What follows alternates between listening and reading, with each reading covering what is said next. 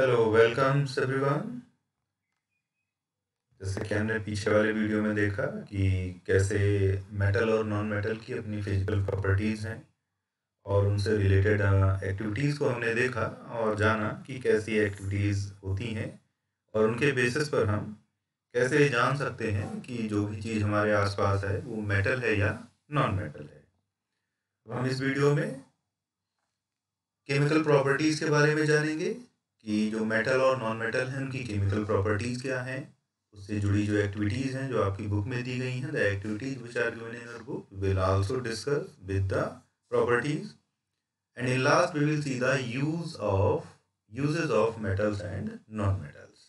और आखिरी में हम यूज़ और जो नॉन मेटल और मेटल्स हैं उनके यूजेस के बारे में भी देखेंगे। तो एक एक करके हम सारी चीज़ों को फॉलो थ्रू में कैरी करेंगे और आप चैनल को सब्सक्राइब कर सकते हैं और बेल आइकन प्रेस कर सकते हैं जिससे आपको आने वाली वीडियो का नोटिफिकेशन मिले और कमेंट में अपने जो सजेशन है उनको ज़रूर दें जिससे कि जो नया वीडियो बनाए उसमें उन चीज़ों को इंक्लूड कर लें, क्योंकि कुछ सजेशन मिले थे कि केमिकल प्रॉपर्टी और एक्टिविटी का वीडियो बनाएं जिसमें कि कुछ रिएक्शन हो, तो उसी लिए इसको बनाया हुआ है। और आप ध्यान से देखें और एक बार नहीं समझ में आता है तो आप उसको 2 बार देखें, 3 बार देखें, बार बार देखें जिससे आपको चीज़ें अच्छे से समझ में आए। ओके,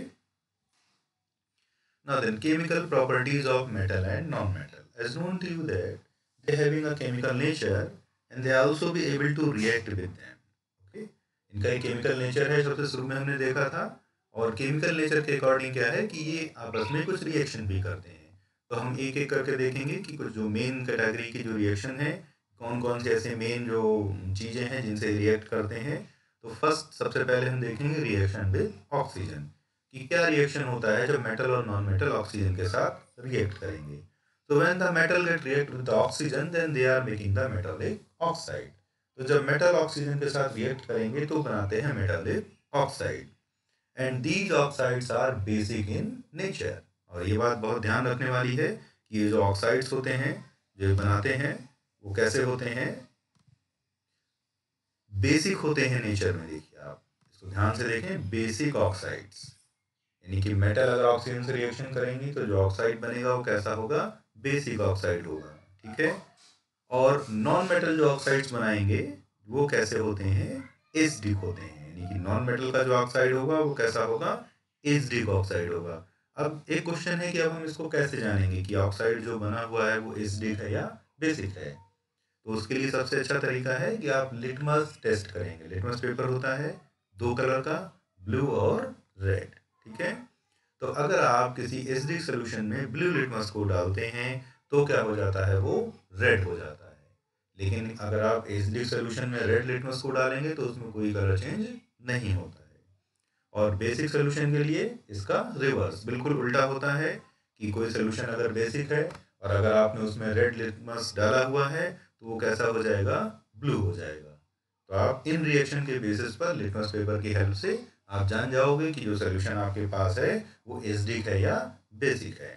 लिटमस पेपर बाजार में अवेलेबल है, आप ले सकते हैं और अपने आप में जो घर में मटेरियल है उनको टेस्ट कर सकते हैं। ठीक है, तो देखिए, when metal get react then they are producing the basic oxides. One reaction is given here, magnesium. एक मेटल है हमारे पास मैग्नीशियम। when it burns, जब ये बर्न होता है, आपको मालूम है बर्नने के लिए ऑक्सीजन की जरूरत होती है, तो जब बर्निंग होगा तो ऑक्सीजन की जरूरत होगी। Then it will produce the magnesium oxide. और ये क्या बनाएगा, मैग्नीशियम ऑक्साइड। ये इसका रिएक्शन लिखा हुआ है 2Mg plus O2 equal to 2MgO. This MgO is the magnesium oxide. ये इसका फार्मूला है मैग्नीशियम ऑक्साइड का। आप चाहें तो इसको लर्न कर सकते हैं, इससे ये आपको आसानी रहेगी आगे। अब ये जो हमारा बन गया मैग्नीशियम, ये हमारा है magnesium oxide. This is not magnesium oxide. Magnesium oxide is here, this is magnesium oxide. ये मैग्नीशियम ऑक्साइड का फार्मूला है। Okay, and this magnesium oxide when gate mix with water. और जब हम इस मैग्नीशियम ऑक्साइड को क्या करते हैं, वाटर के साथ मिलाते हैं, then it get now be convert into magnesium hydroxide. और तभी क्या बनाता है, मैग्नीशियम हाइड्रोक्साइड बना लेता है। तो ये जो आपको सोल्यूशन मिला मैग्नीशियम हाइड्रोक्साइड का, अगर आप इस सोल्यूशन को लिटमस पेपर से टेस्ट करेंगे तो ये कैसा होगा, क्योंकि ये बेसिक नेचर का है, इसलिए क्या होगा, तो अगर आप इसमें रेड लिटमस यूज करेंगे तो वो कैसा हो जाएगा, ब्लू हो जाएगा। ओके, अब आते हैं नॉन मेटल्स पर। एक नॉन मेटल हमने लिया sulphur. If we burn the sulphur, अगर हम सल्फर को बर्न करेंगे तो वो बनाएगा सल्फर डाइऑक्साइड। तो सल्फर डाइऑक्साइड बना, this is the sulphur dioxide, ये सल्फर डाइऑक्साइड है, ठीक है। And when it mix with the water, जब हम इसको पानी के साथ मिलाएंगे, then it will now be convert into the sulphurous acid, और तभी क्या बनाएगा, सल्फ्यूरस एसिड बनाएगा। अब इस सल्फ्यूरस एसिड को अगर आप लिटमस पेपर से टेस्ट करेंगे, then you will get the blue litmus get turns into red. तो आप देखोगे कि जो ब्लू लिटमस है वो कैसा हो जाता है, रेड हो जाता है, ठीक है। तो रेड हो गया, इसका मतलब क्या था कि वो जो हमारा सोल्यूशन था वो कैसा था, एसिडिक था। ओके, अब आगे हम इससे रिलेटेड एक्टिविटी देखेंगे। Activity to see the nature of metallic oxide. The activity is already given in your book. ये एक्टिविटी आपकी बुक में भी दिया हुआ है कि कैसे मेटेलिक ऑक्साइड को हम टेस्ट करेंगे। इसके लिए हमने एक मेटल लिया आयरन, वो एक बहुत ही वेल नोन मेटल है आयरन।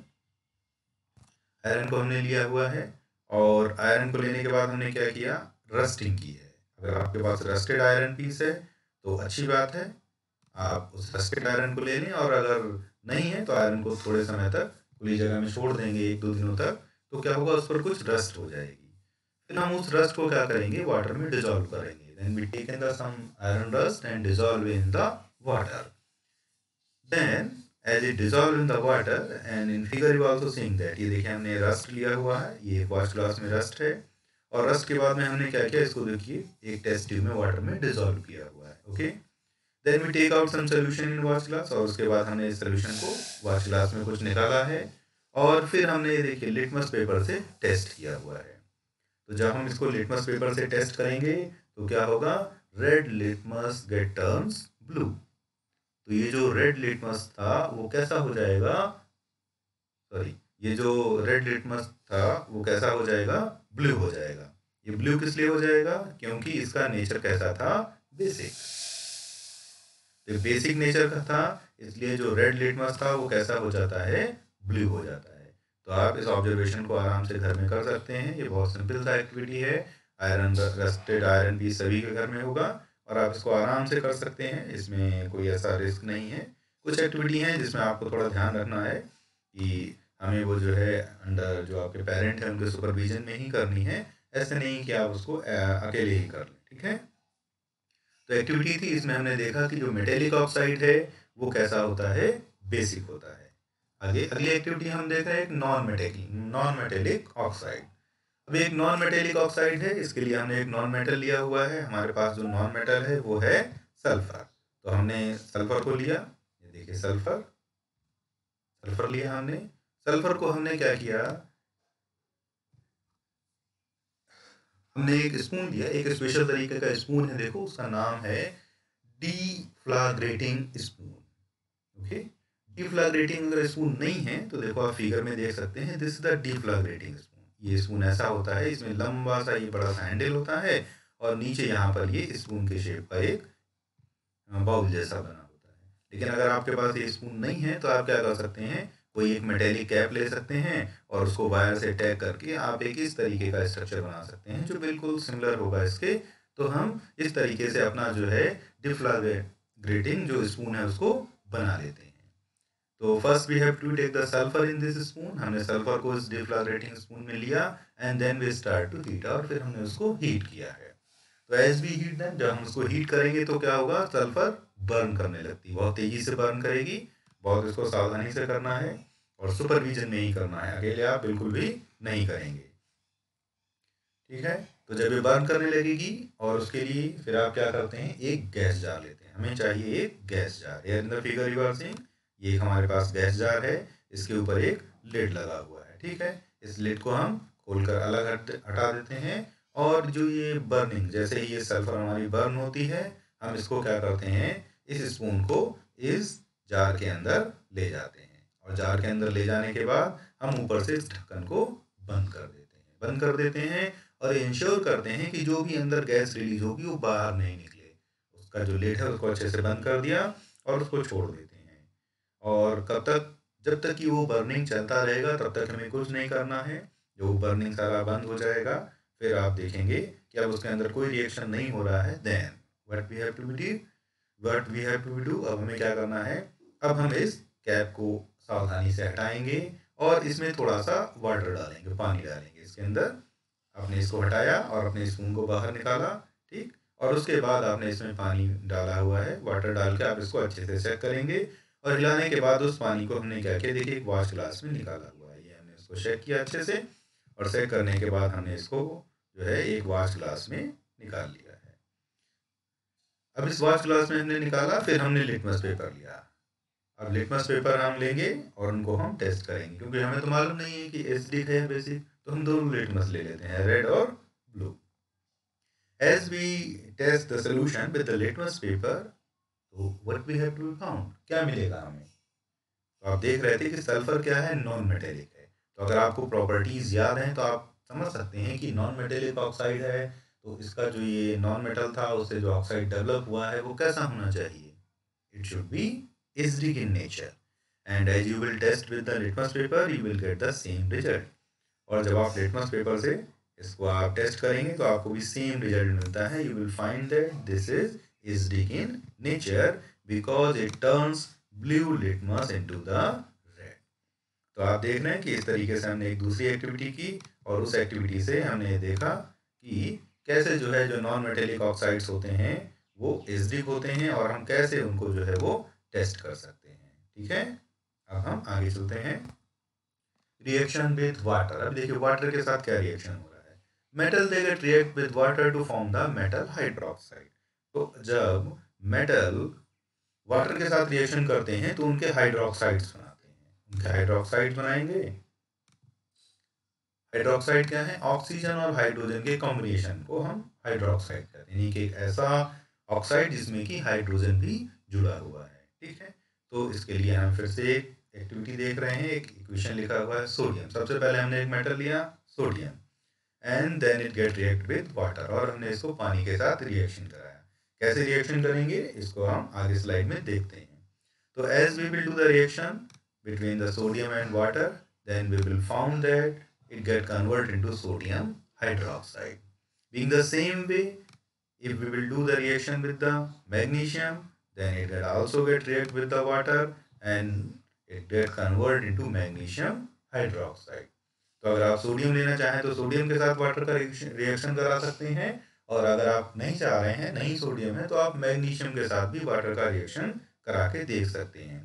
तो मैग्नीशियम और वाटर का जो रिएक्शन आप कराएंगे उसके बाद ये जो कंपाउंड मिलेगा आपको, जो सोल्यूशन मिलेगा, उसको आप अपना लिटमस पेपर से टेस्ट करके देखेंगे और आप देखोगे कि ये कैसे होते हैं, बेसिक नेचर के होते हैं। हाइड्रोक्साइड्स हैं तो ये जनरली बेसिक होते हैं नेचर में। ओके, तो रिएक्शन विद वाटर अब हम देखते हैं कि कैसे जो है हम आगे वाले इसमें देखिए ये था, हम अगले स्लाइड में देखते हैं।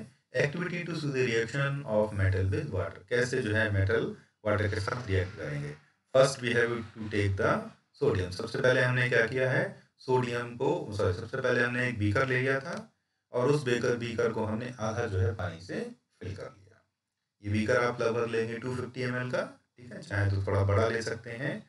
और ये एक्टिविटी भी आप एक अच्छी सी केयर होकर के केयरफुल में वे में करेंगे और पेरेंट के सुपरविजन में करेंगे। वैसे तो सोडियम और शायद नहीं होगा, तो आप टीचर के सुपरविजन में अपना स्कूल में कर सकते हैं।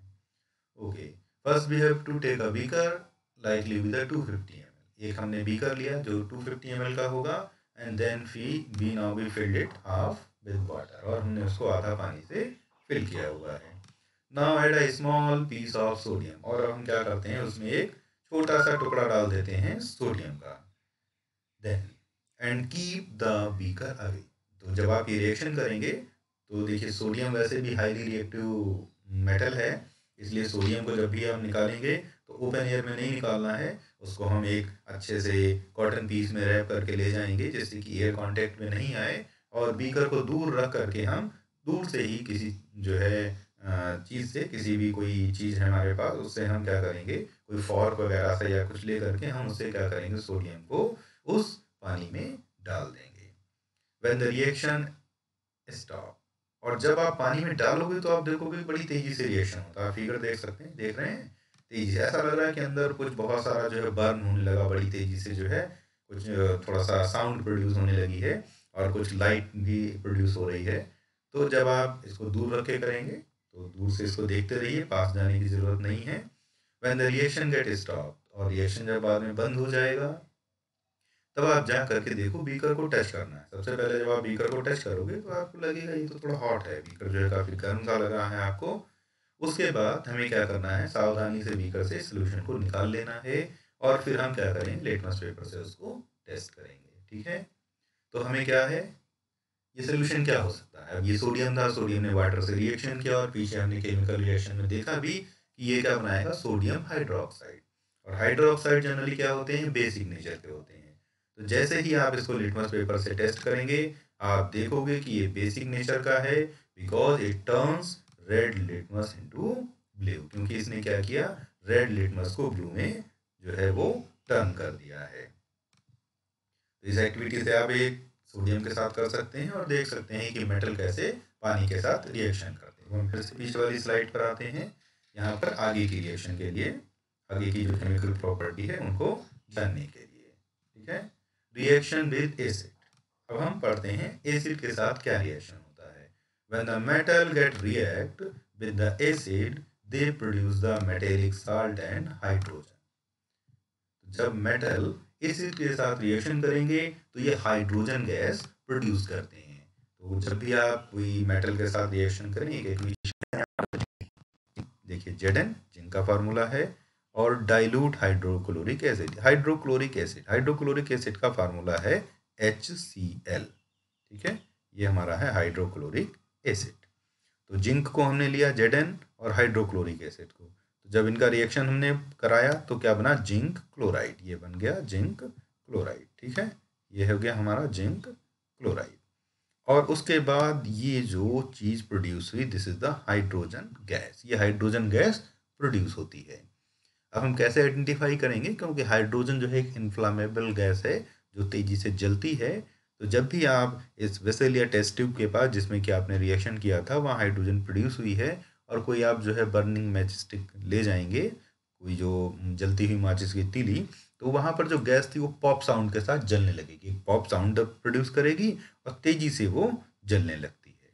जैसे प्रूफ होता है कि ये जो गैस थी वो कौन सी थी, hydrogen.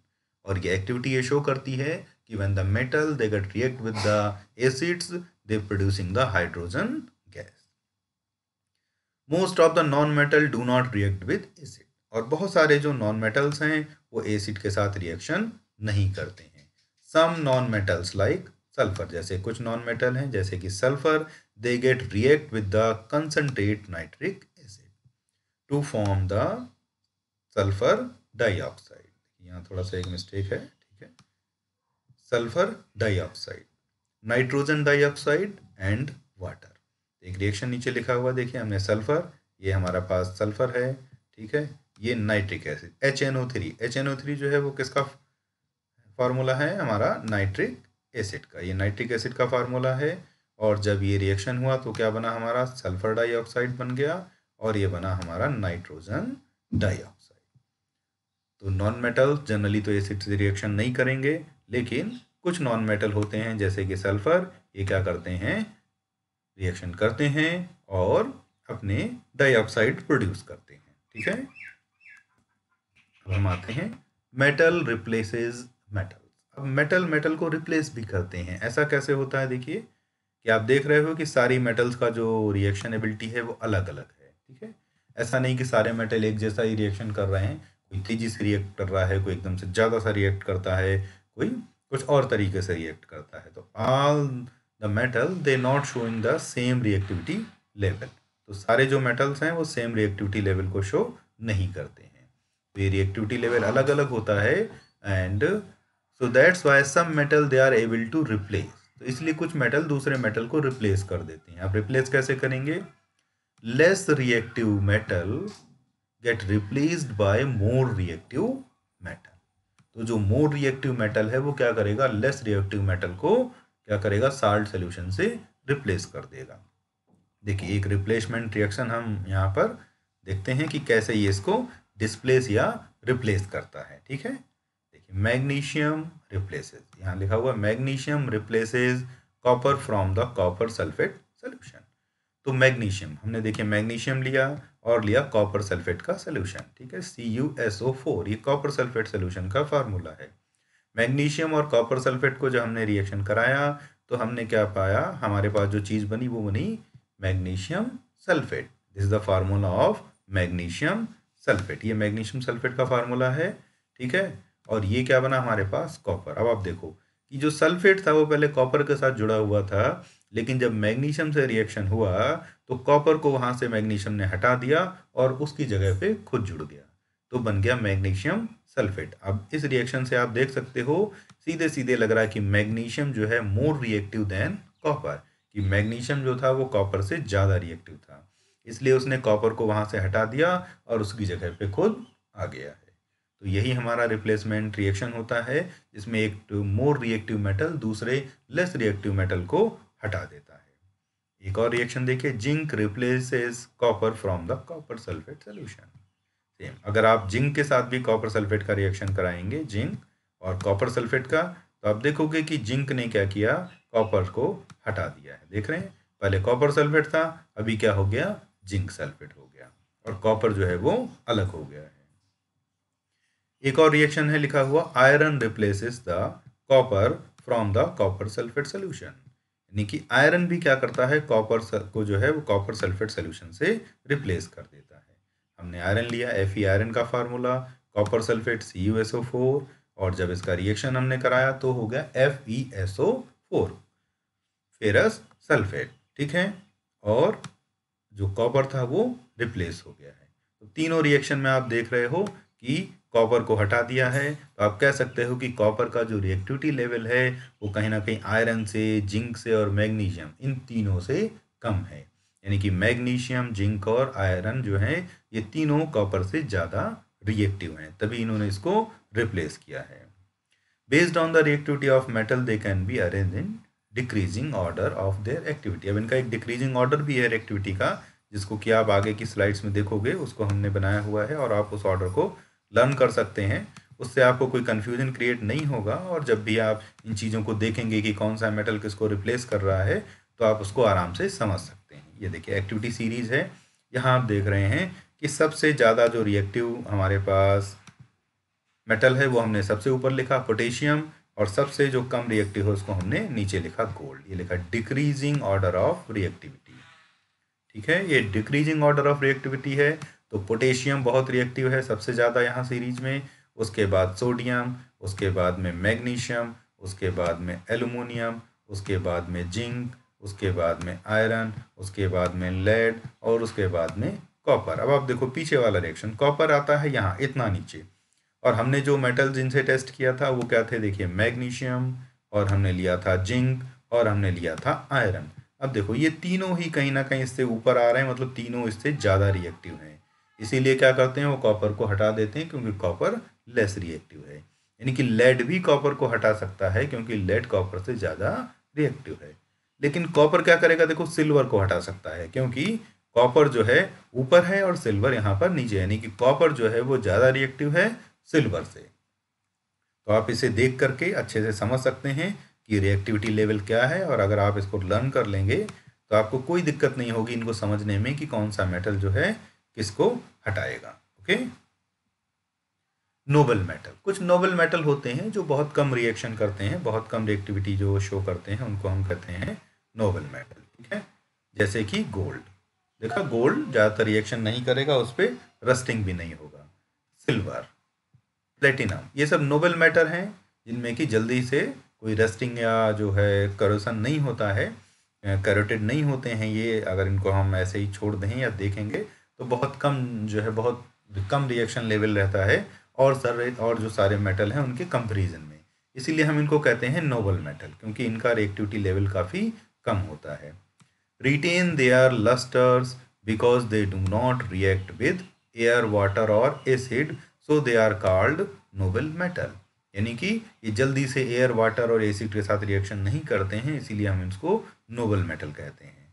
Gold dissolve in aqua रीगिया एक सोल्यूशन है। देखिए ये इसको हम अम्लराज भी कहते हैं वैसे, ठीक है, एक अम्लराज जैसा सोल्यूशन। तो ये काफ़ी स्ट्रांग होता है, इसमें गोल्ड डिजॉल्व हो जाता है। एक मिक्सचर है, देखो यहाँ हमने लिखा हुआ भी है इसके लिए, it the mixture of concentrated nitric acid and concentrated hydrochloric acid. अब अगर आपको फार्मूले पीछे से याद हो गए हैं तो आप इसको अच्छे से समझ सकते हैं। नाइट्रिक एसिड HNO3 और हाइड्रोक्लोरिक एसिड HCl। तो नाइट्रिक एसिड हमने लिया 1, यानी कि रेशनल वैल्यू मिलाएंगे 1 रेशियो में लेंगे नाइट्रिक एसिड, और 3 पार्ट्स यानी कि 3 रेशनल वैल्यू लेंगे हाइड्रोक्लोरिक एसिड। तो इससे जो ये पार्ट हमारा डेवलप होगा पूरा मिक्सचर, इसको हम कहते हैं अम्ल राज। और ये बहुत स्ट्रॉन्ग एसिड होता है, बहुत सारी चीज़ों को ये डिजॉल्व कर लेता है।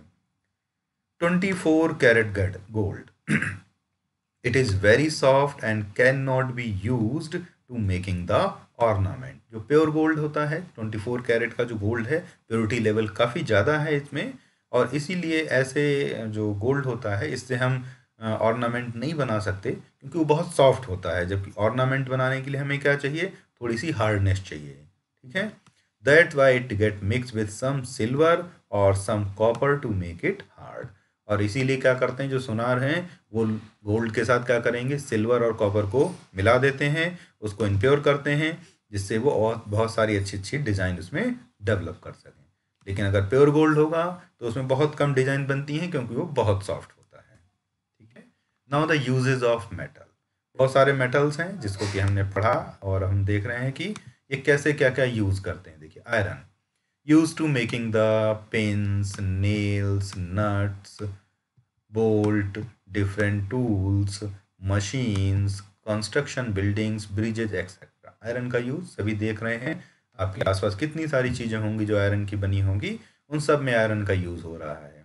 Aluminium also a metal. देखिए it is also making to use utensils बनाने में, वायर फर्नीचर बनाने में, एयरक्राफ्ट के पार्ट्स को बनाने में, व्हीकल्स मशीन बनाने में, और packaging food material food packaging material बनाने में बहुत सारा। एल्युमिनियम फॉयल आप मार्केट से परचेज करते हैं, वो एल्युमिनियम फॉयल क्या है, एल्युमिनियम का ही बना होता है, ठीक है। बहुत सारी जो मेडिसिन्स होती हैं उनके जो रैपर्स होते हैं, बहुत शाइनी शाइनी से रैपर्स होते हैं, वो भी एल्युमिनियम की हेल्प से बनाए जाते हैं। Copper use to making the wire बनाने में, आपके घर में इलेक्ट्रिकल वायरिंग होगा, देखिए कॉपर का वायर होता है। बहुत सारी वेसल बनाने में, आपके घर में कुछ वेसल होंगे, कुछ बर्तन होंगे कॉपर के। बहुत सारे इलेक्ट्रिकल जो गजेट्स होते हैं, इलेक्ट्रिक गजेट्स को बनाने में हम कॉपर यूज़ करते हैं। Gold is use for the making jewellery. Gold को मेनली ज्वेलरी बनाने में, हम कुछ कॉइन्स बनाने में और कुछ मेडल बनाने में यूज़ करते हैं। गोल्ड काफ़ी कॉस्टली है इसलिए हम इसको ज़्यादा यूज़ नॉर्मल या एवरीडे लाइफ में नहीं करते हैं। Silver is also use to making the jewellery बनाने में यूज़ किया। सेम हमने कॉइन्स बनाए, मेडल बनाए हैं, ठीक है। कुछ कुछ जगह पर कहीं कहीं पर आपको सिल्वर के पॉट भी बने हुए मिल सकते हैं। Okay, platinum it is also use to make the jewellery, electrical gadgets and the plug in vehicles के प्लग को बनाने में यूज़ होते हैं क्योंकि जल्दी करेक्टेड नहीं होता है, इसलिए उनकी लाइफ बढ़ जाती है। Sodium compound to be used as a common salt. देखिए कॉमन साल्ट उसका फार्मूला क्या, NaCl। Na क्या होता है, सोडियम। तो सोडियम जो है बहुत सारे और केमिकल बनाने में यूज़ होता है, इसमें से एक बहुत कॉमन केमिकल जिसको कि हम यूज़ करते हैं, common salt. Calcium it is also a useful compound, it is use to making the cement and glass. Cement और ग्लास बनाने में भी हम इसको यूज़ करते हैं, ठीक है। आप पढ़ते हैं बायोलॉजी में कि कैल्शियम होने से हड्डियाँ मजबूत होती हैं, ठीक है। या फिर आप पढ़ते हैं चूना क्या है, कैल्शियम कार्बोनेट। तो ऐसे बहुत सारे कंपाउंड हैं जो हम यूज़ करते हैं एवरीडे लाइफ में, जिनमें इन जो है मेटल्स का कुछ रोल होता है, कहीं ना कहीं इनको हम यूज़ करते हैं बनाने में, ठीक है। नॉन मेटल्स, कुछ नॉन मेटल हैं, उनके यूजेस के बारे में देख लेते हैं हम। Sulphur it is use to making the sulphuric acid, salt of metals. बहुत सारे मेटेलिक साल्ट और सल्फ्यूरिक एसिड बनाने में। सल्फ्यूरिक एसिड का फार्मूला होता है H2SO4, ठीक है। Oxygen is use for the respiration. Oxygen को हम रेस्पिरेशन में यूज करते हैं। बर्निंग में ऑक्सीजन यूज होती है, आपने कई चैप्टर्स में पढ़ा होगा, पीछे वाले क्लासेस में भी देखा होगा कि बर्निंग में ऑक्सीजन बहुत इसेंशियल होती है। Nitrogen is use for the making ammonia. Ammonia बनाने में नाइट्रोजन यूज होती है। फर्टिलाइजर जब हम बनाते हैं उसमें हम इसको बहुत अच्छे तरीके से बहुत ज़्यादा क्वांटिटी में यूज़ करते हैं। Hydrogen is also use to making the ammonia, hydrogen को भी हम अमोनिया बनाने में यूज करते हैं। अमोनिया का फार्मूला है NH3, ठीक है, तो वहाँ हाइड्रोजन भी यूज होती है। और हाइड्रोजन एक बहुत अच्छा फ्यूल है, हाइड्रोजन का कैलोरीफिक वैल्यू बहुत ज़्यादा होता है, इसलिए ये बहुत अच्छा फ्यूल है। इसके जलने से बहुत एनर्जी रिलीज होती है, इसलिए हम जो रॉकेट होते हैं या और जो हमारे शटल्स होते हैं इसके लिए हम इसको यूज़ करते हैं। Hydrogen is also used in welding, हम इसको वेल्डिंग में भी यूज़ करते हैं। आपने देखा होगा कि जब वेल्डिंग करते हैं तो कुछ गैस यूज़ करते हैं वो लोग, उसमें हाइड्रोजन गैस भी होती है। Now the chlorine, chlorine is used to kill the germs in water, chlorine को हम क्या करते हैं, वाटर को क्लोरीनेट करते हैं। आपने देखा होगा कि पानी में क्लोरीन टैबलेट डाला जाता है, उससे जर्म्स को किल कर देते हैं। तो ये एक डिसइंफेक्टेंट भी है, ठीक है, और डीकलरिंग एजेंट्स भी है। तो क्लोरीन के केमिकल को हम डीकलरिंग में भी यूज़ करते हैं। Iodine, it is used eight tincture iodine, tincture iodine आपने कभी चोट लग जाती तो आप कोई सोल्यूशन एक लगाते हैं येलो कलर का कुछ, या आयोडीन की ट्यूब्स आती हैं, तो वो आयोडीन टिंचर्स होते हैं जो माइक्रोबियल ग्रोथ को रिड्यूस करते हैं। इसमें एंटीसेप्टिक प्रॉपर्टीज़ होती हैं, तो इसलिए हम इसको ऐसी क्रीम बनाने में भी यूज़ कर लेते हैं। Alloy, what are the alloy, actually alloy क्या है, अभी हमने पढ़ा मेटल और नॉन मेटल। जब हम कुछ मेटल और नॉन मेटल को आपस में मिला देते हैं तो उनसे जो मिक्सचर बनता है, उनसे जो होमोजेनियस मिक्सचर बनता है, उसको हम कहते हैं एलॉय मटेरियल। बहुत सारा एलॉय हम यूज़ करते हैं एवरीडे लाइफ में, जैसे स्टील है, स्टेनलेस स्टील है, ब्रास, ब्रॉन्ज, एल्निको एंड डेरिलियम।